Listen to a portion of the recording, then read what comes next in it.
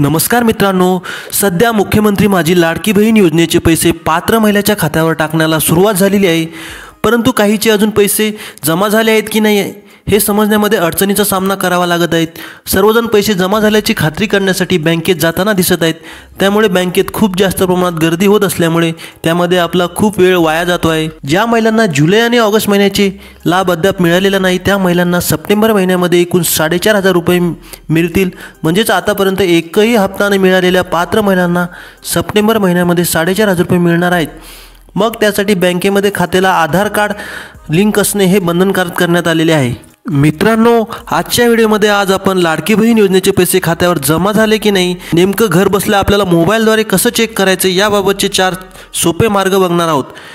त्या अगोदर मित्रांनो, आपण जर चॅनलला पहिल्यांदा भेट दिली असल्यास अशाच माहितीपूर्ण व्हिडिओ आपल्यापर्यंत सर्वात आधी पोहोचण्यासाठी चॅनलला नक्की सबस्क्राईब करा।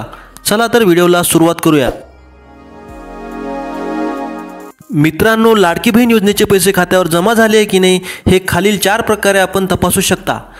तुम्ही जर गूगल पे किंवा फोन पे वापरत असाल तर तुम्ही पैसे जमा झाले आहे की नाही हे बॅलन्स चेक करून बघू शकता।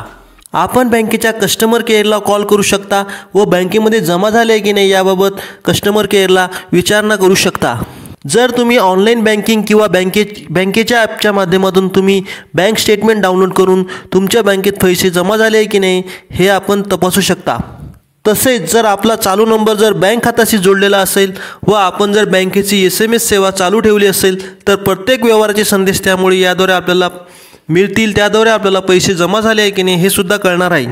अशा प्रकारे मित्रांनो, आपण या 4 मार्गाने लाडकी बहीण योजनेच्या पैसे आले की नाही हे चेक करू शकता।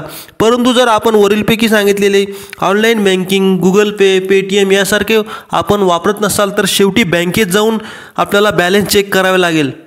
अशा प्रकारे मित्रांनो, आजच्या व्हिडिओमध्ये आपण लाडकी बहीण योजनेचे पैसे खात्यात जमा झाले आहे की नाही हे कसे तपासावे याबाबत सविस्तर 4 मार्ग सांगितलेले आहेत। मित्रांनो, आजचा व्हिडिओ आपल्याला कसा वाटला नक्की कमेंट करून सांगा। येथे आपण थांबत आहे। धन्यवाद।